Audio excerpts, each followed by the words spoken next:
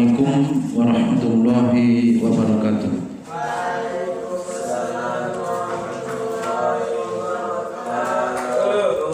Alhamdulillah, wassalatu wassalamu ala Rasulillah wa ala alihi wa sahbihi wa mawala.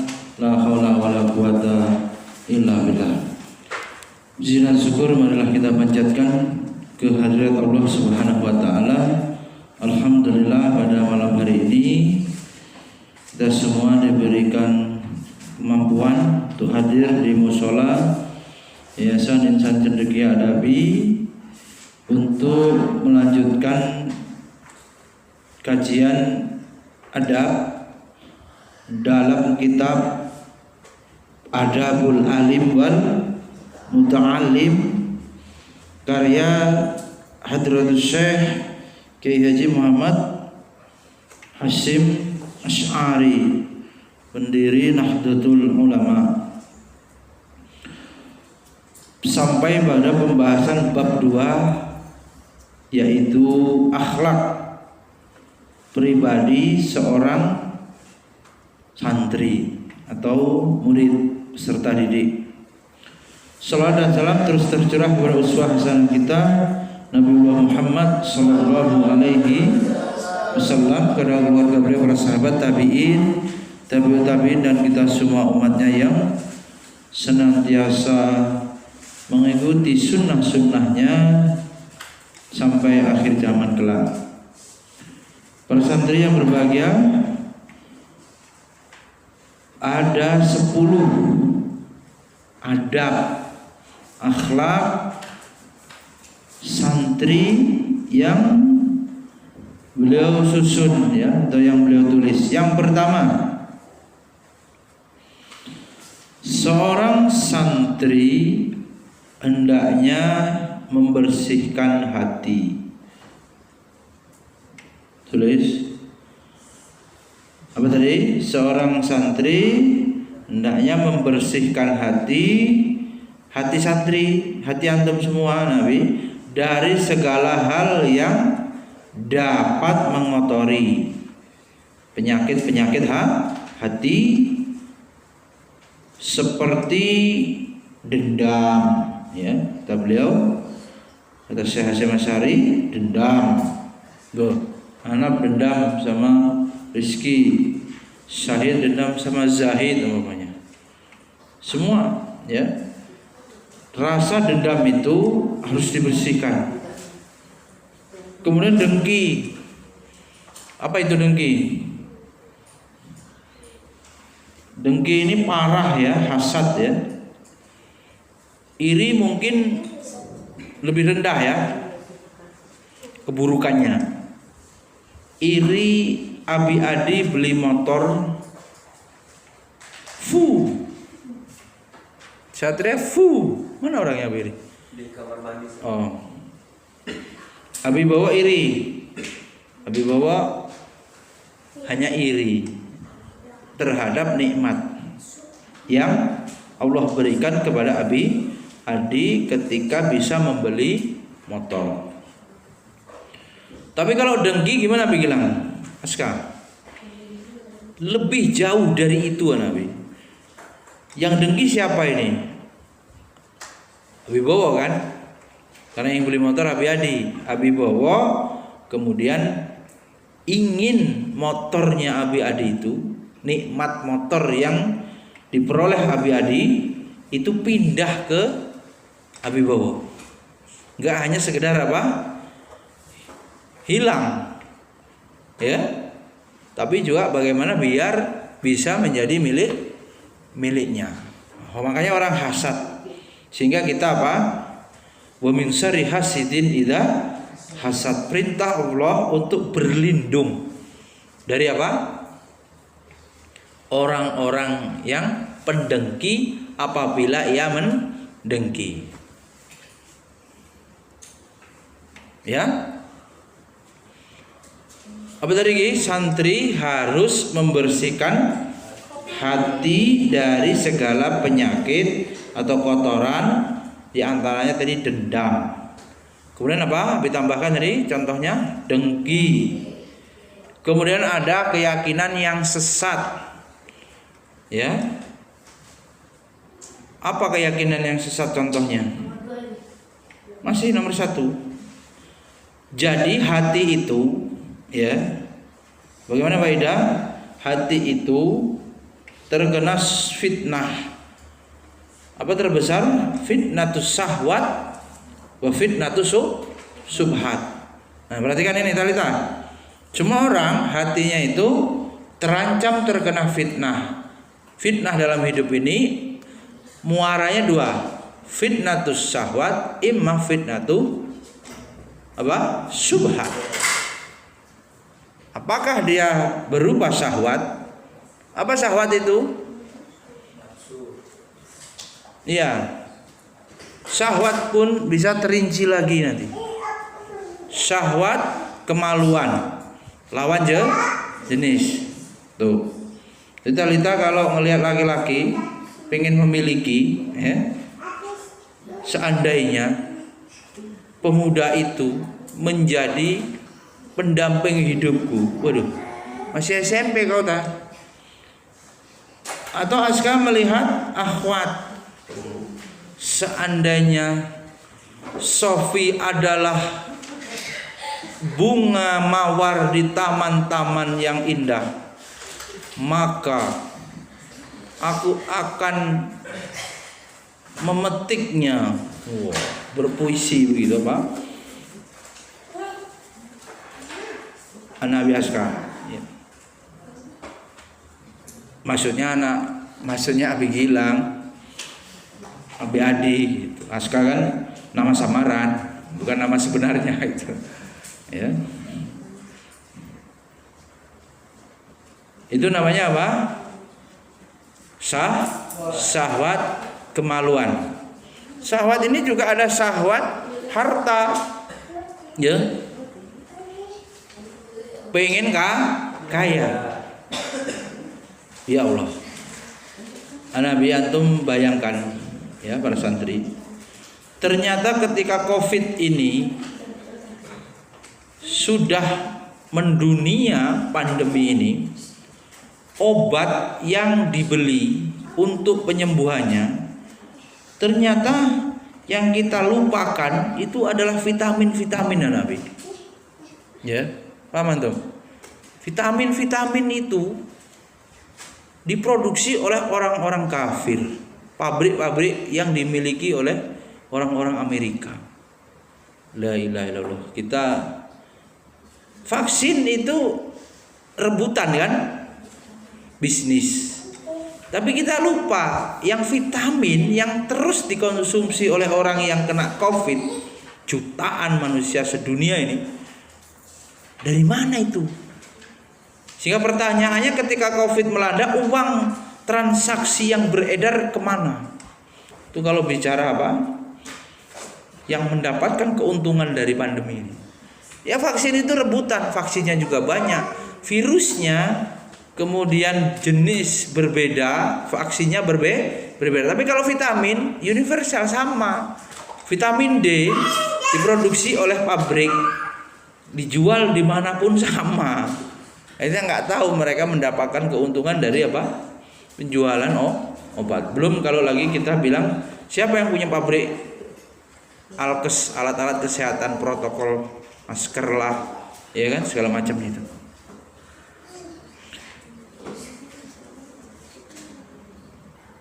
Itu tadi ternyata saking orang itu cinta kepada harta, syahwat harta tadi, sampai mengorbankan nyawa manusia. Dia berbuat kerusakan di muka bumi ini hanya untuk pengen kaya dengan menjual obat. Diciptakanlah rekayasa apa? Virus. Itulah bahayanya kalau orang tidak punya agama. Ya. Kalau kemudian Allah lanjutkan azabnya itu, tidak, negara yang melakukan perbuatan itu merekayasa membuat virus itu diciptakan kemudian disebarkan, mutasi, nanti akan Allah azab. khusus. Ya. Kalau kita sudah mendengar ada banjir bandang di Cina dan seterusnya, bisa jadi. Sudah. Kalau awal mula virus dari Wuhan misalnya, Cina. Nabi itu sebagai bentuk fakta ya. Apa sih yang dicari akhirnya apa? Kalau enggak duit, kalau enggak harta, sampai orang menjadi korban segitu. Bayangkan Nabi Adi itu. Tadi juga kayak ada orang meninggal tuh di Dasakti ya, Bedi. Siapa nih? Ada video dari teman saya itu. Di kuburan, lagi gali kubur. Bayangkan jadi orang membuat virusnya akhirnya mendunia, orang pada beli obat. Ya Allah. Apa tujuannya? Supaya untuk kaya. Itu syahwat urusan apa? Harta. Belum lagi syahwat kekuasaan. Sampai orang miliaran untuk bisa menjadi bupati, gubernur. Apa ini anggota dewan? Padahal dia sudah kaya kan? Memang dia gila jabatan, gila hormat. Ada yang mau nyogok supaya bisa punya jabatan. Beli jabatan, promosi beli, naik pangkat beli. Naudzubillah summa naudzubillah. Itu tadi gambaran singkat para santri bahaya daripada fitnah syahwat. Nah, yang dalam poin yang beliau tulis ini Kiai Haji Hasyim Asy'ari kemudian mengingatkan bahaya dari aliran sesat. Sekarang ini ada aliran Bahai ya, yang punya keyakinan sendiri, sholatnya nggak sama, tapi ya dianggapnya masih bagian daripada mazhab ya. Syiah juga begitu. Atau keyakinan-keyakinan yang sumbernya ini. Abi bawa apa namanya? Ya, stop dulu HP-nya Abi bawa. Sumbernya khurafat. Apa itu? Khurafat. Takhayul. Apa contohnya Nabi? Keyakinan-keyakinan mitos. Ya. Siapa yang tidak bertauhid itu terpasung. Misalnya Abi Gilang mau menikah, nunggu hari baik lahirnya, pakai perhitungan primbon. La haula wala quwata illa billah. Semua hari dalam Islam baik. Terpasung enggak? Oh, ternyata seneng sama Mbak S MS. Hitungannya enggak pas. Padahal udah seneng. Bunuh diri nanti, lompat dari pohon toge gitu. Saking errornya itu cara bunuh diri aja nggak tahu. Saking galaunya. Atau HP dibanting kan gitu kan? HP banting gitu. Jadi habis itu diputusin. Udah. Minum kopi Mirna. Mati. Ya.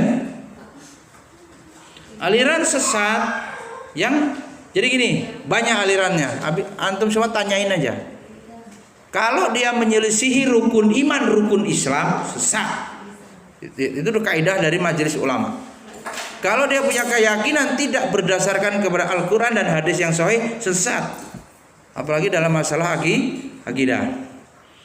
Hari baik, semua hari baik dalam Islam nggak ada. Apalagi yang numbur kucing misalnya apa? Sial harus kubur, dikafani.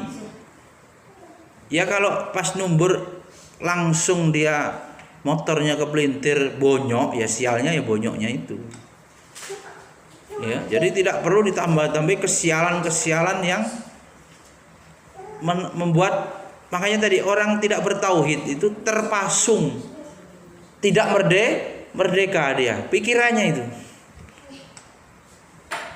Kalau orang bertauhid, pedomannya jelas. Di Qur'annya mana, di hadisnya mana, bagaimana Rasulullah dan para sahabat mengamalkan. Bagaimana Rasulullah dan para sahabat punya keyakinan. Ya.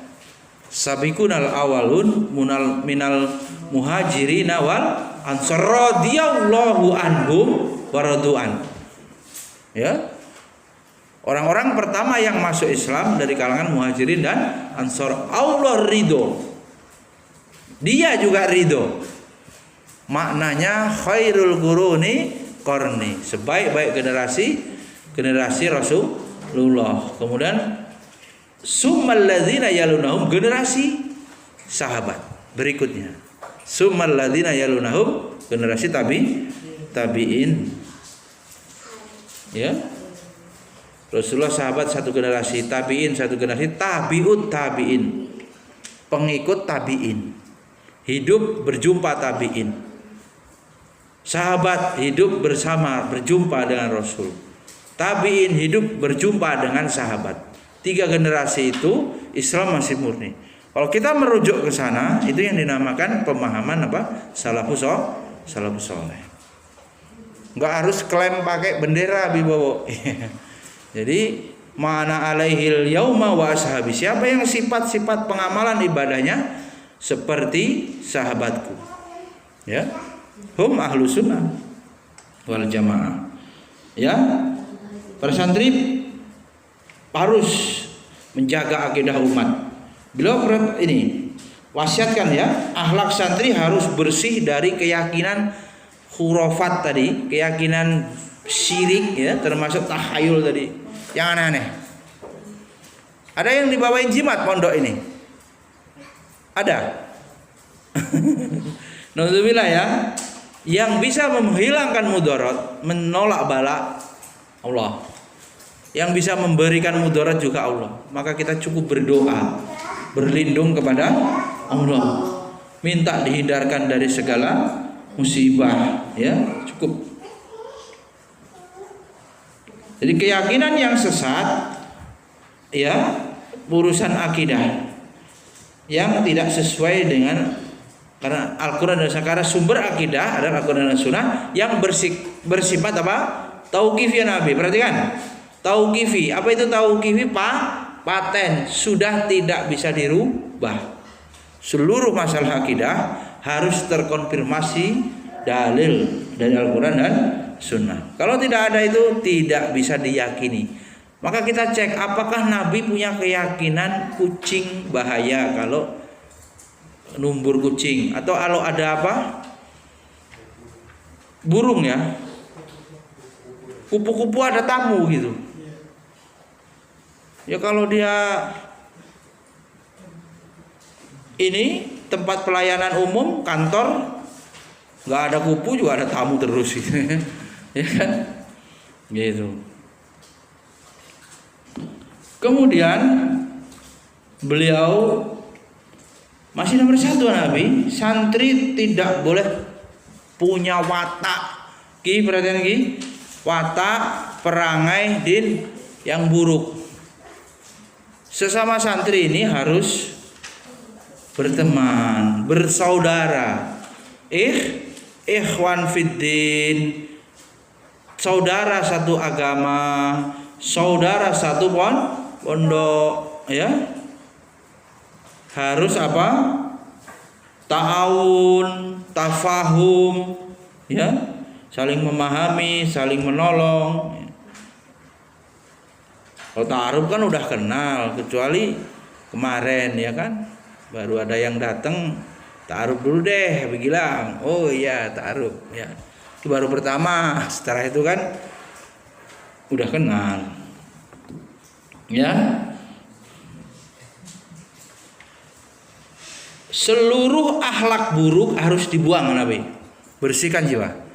Jadi tazkiyatun nafas, membuang akhlak tercela lalu diisi dengan akhlak terpuji. Baru lo ilmu itu bisa masuk. Kalau habis ngomel-ngomel itu, ini menghalangi hidayah Nabi. Kalau sampai santri adabnya buruk, hidayah tertutup, terhalangi. Ya, perangai-perangai buruk santri ini menghalangi masuknya ilmu. Apalagi mau menghafalkan Al-Qur'an. Qur'annya malah dilempar. bagaimana adabnya. Ya, karena itu ada pelajaran pensucian jiwa. Nanti Abi sampaikan, nunggu salah waktu.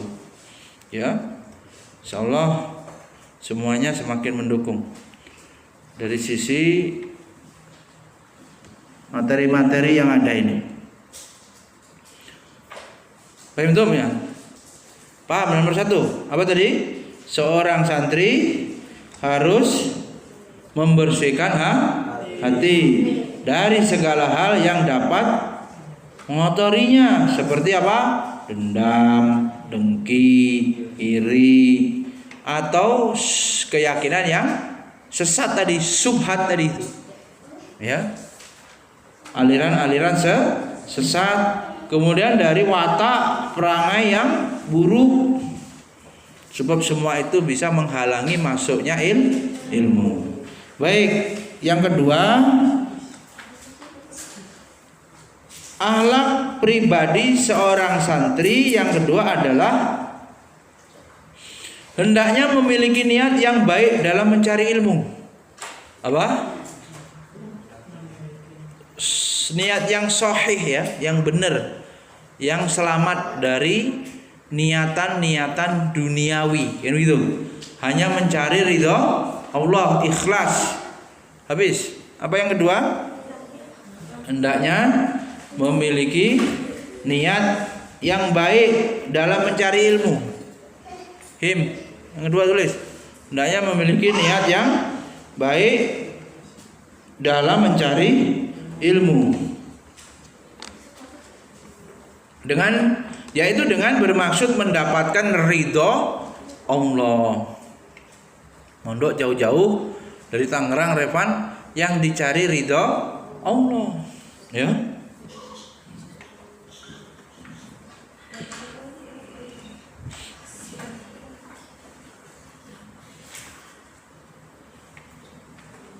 Mengamalkan ilmu.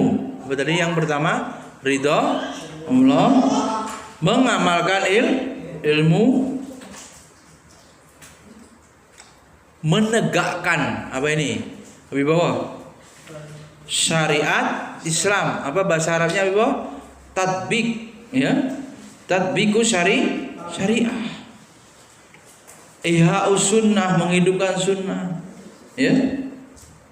Antum semuanya secara program sengaja dididik, diajari ilmu agama supaya nanti akan menggantikan abi-abi, umi-umi, ustadz yang ada, asatid semuanya, dan asatidah meninggal dunia itu akan digantikan oleh para santri yang sekarang sedang belajar. Harus sadar itu, sadar diri hamba Allah, sadar fungsi khalifatullah, wakil Allah di muka bumi ini, termasuk mengemban tugas dakwah, melanjutkan tugas dakwah para rasul.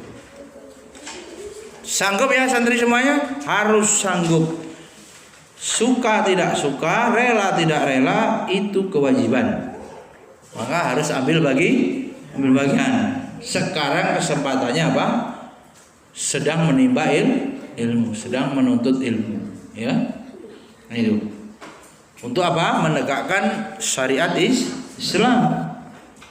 Menegakkan la ilaha illallah. Kalau setiap bayi yang lahir pasti bodoh, ya.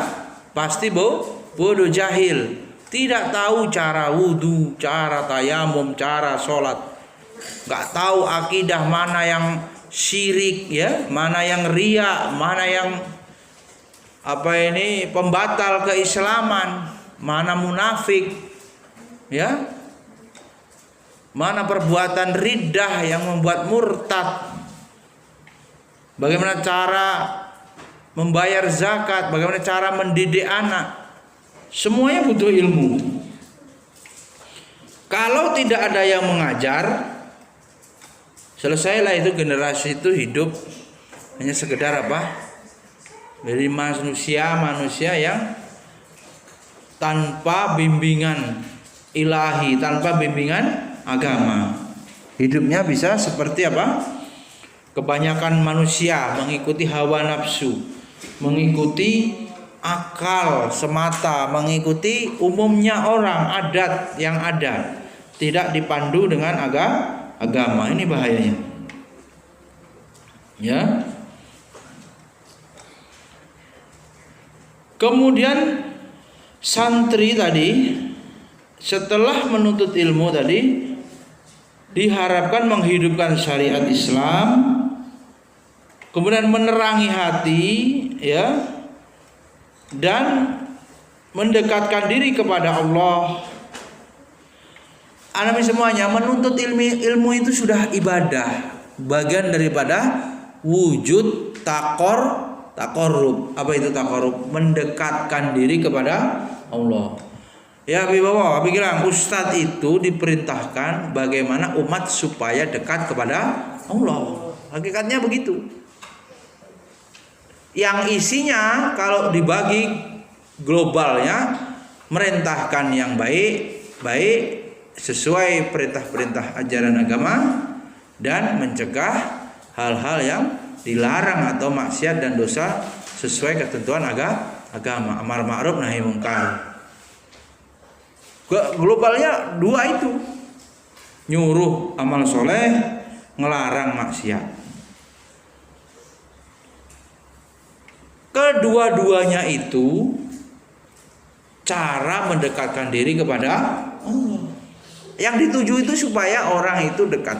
Kalau sudah dekat dengan Allah, dia hidupnya akan tertata, dia tidak maksiat. Hidupnya membawa apa? Manfaat. Berkah hidupnya. Sesuai dengan peruntukannya, ya. Allah buat kita, tujuannya apa? Menciptakan kita, Allah menciptakan manusia untuk beribadah. Itu, wa ma khalaqtul jinna wal insa illa liya'budun. Tapi kalau manusianya menyimpang, berarti tidak sesuai dengan peruntukannya, dalam arti tidak sesuai yang Allah maui atau yang Allah kehendaki. Ini manusia dicipta itu ada tujuan, ya.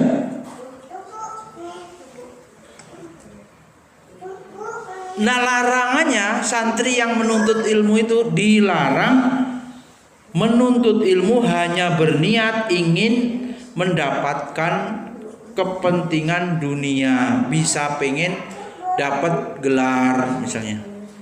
Habis dapat gelar supaya bisa daftar PNS. Bukan itu. Dilarang. Kalau cari ilmu agama atau menuntut ilmu karena itu, karena supaya dapat jabatan. Kan ada itu Abi Bowo, syarat menjadi lurah harus SMA misalnya kan. Ini sekolah SMA. Syarat jadi anggota DPR mungkin S1, kuliah S sarjana. Pengen punya pangkat, kan begitu. Dan dengan gelarnya itu nanti dibayarnya mahal. Berarti apa? Pengen harta. Atau ingin bangga-bangga gelarnya panjang itu, bangga, wah kamu sekolah di mana sih? Sekolah itu belum apa-apa, kamu baru S1, belum S2. Untuk menyombongkan diri, kebangga-banggaan, berbangga-bangga. Atau supaya orang tuh hormat. Kamu ini belum apa-apa. Untuk ngerendahin orang dan supaya dirinya dihormati orang. Ini niat-niat menuntut ilmu yang salah. Santri nggak usah khawatir nanti mau bekerja apa lagi, nggak usah khawatir lagi. Penting belajar aja dulu. Allah akan menjamin rezeki. Ya, bukan rezeki wira, rezeki seluruhnya. Ya. Itu yang kedua. Paham ya yang kedua? Apa tadi yang kedua Yang kedua apa? Ngobrol aja.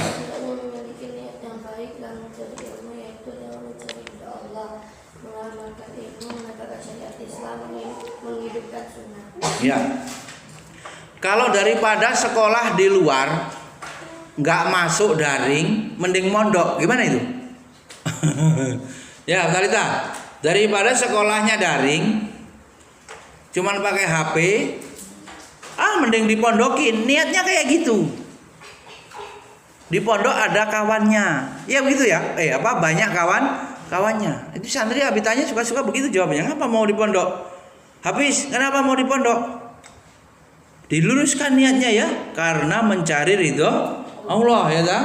Jangan hanya karena ada corona di Jakarta nggak masuk, suruh pulang, lockdown, pindah ke sini.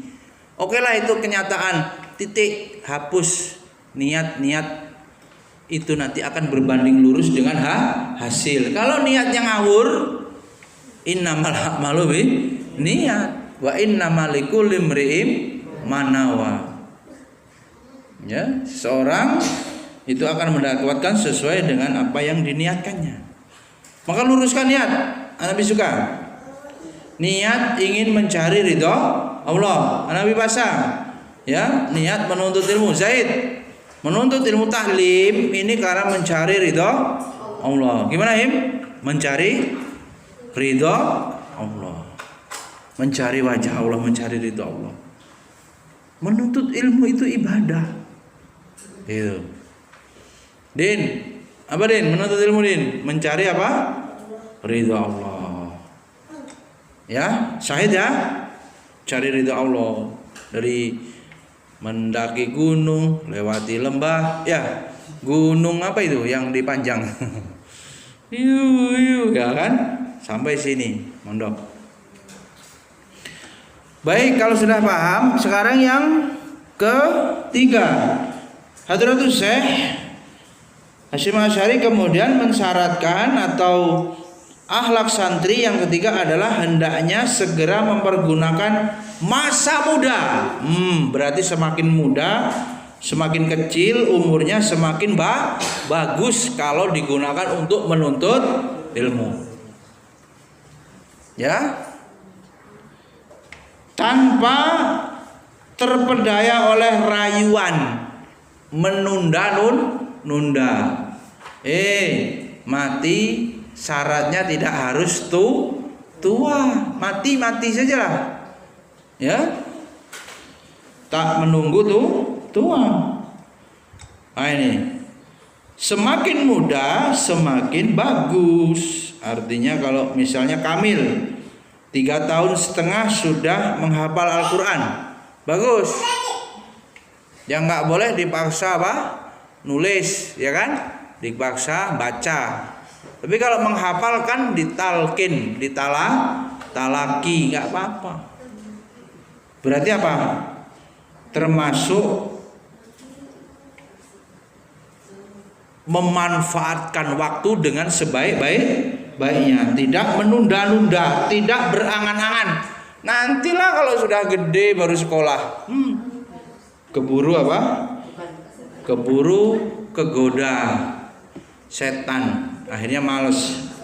Apalagi kalau sudah seneng duit, ya bilang, duit enak ya, dapat gaji, bisa beli bebas. Beda rasanya uang dari orang tua dengan nyari sendiri. Habis itu apa gimana Habib Bapak?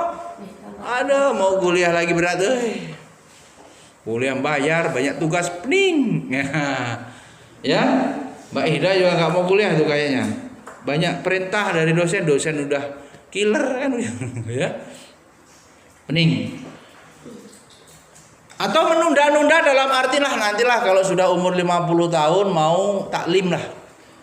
Kira-kira orang mati umur 60 sampai 70 tahun kata Nabi, saya 50 siap-siap. Allah untuk akal-akalan begitu, Allah juga tahu hati kita. Jadi percuma ngakal-ngakalin gitu. Allah tahu yang zahir maupun yang batin. Ya, dia punya rencana begitu. Boleh, tetap harus mensegerakan. Apa?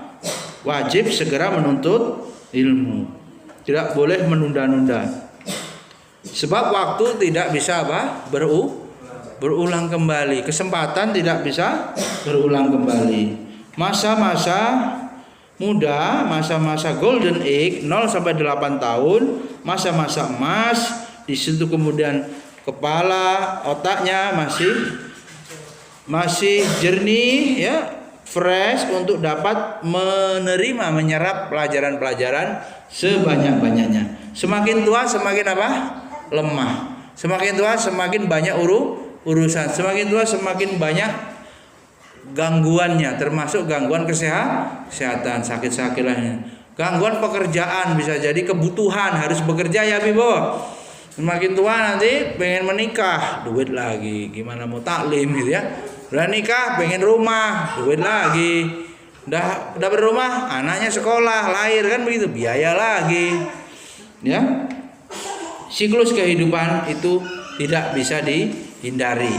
Maka beliau nasihatkan sejak kecil, masa muda, umurnya digunakan untuk menuntut ilmu. Ya. Seorang santri tidak boleh banyak urusan. Ini Abi bilang. Termasuk saya ngomel tadi, udah gak usah banyak urusan. Bekerja, pikirkan santri, doakan santri yang antum ajar sesuai pelajarannya biar berhasil. Kalau masih ribut aja kelas 1 Abi bawa, ya Allah, semoga rizki kelas 1 bisa anteng kalau saya mengajar. Belum pernah antum doakan begitu.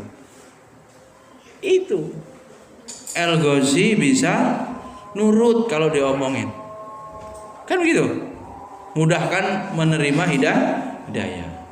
Itu yang termasuk di sini. Orang antum ini diharapkan selain menyampaikan ilmu yang telah dimiliki, juga diharapkan bisa menimba ilmu, belajar juga. Gitu. Abi Ade ya kan? Sudah 2 tahun di sini, bisa jadi dulunya belum lancar tahsinnya. Nah ini sekarang Isya ini jadwalnya Abi Adi mimpin. Kalau Abi Adi nggak mau mimpin jadi imam sholat, Abi Adi pakai mukena aja, perempuan, atau pakai lipstik bencong, ya, bencong, nggak berani mimpin. Walaupun kerjanya bukan guru, ya, kerjanya di yayasan segala medan. Tapi Abi Adi itu orang Islam atau bukan? Islam. Nggak masalah sekolah kuliah nggak kuliah, yang penting Islam. Allah memerintahkan setiap manusia untuk berdakwah. Jelas ya? Baik, sampai ke poin yang ketiga. Mudah-mudahan bermanfaat. Waktunya habis. Subhanakallahumma wa bihamdika asyhadu an la ilaha illa anta astaghfiruka wa atubu ilaik. Assalamualaikum warahmatullahi wabarakatuh.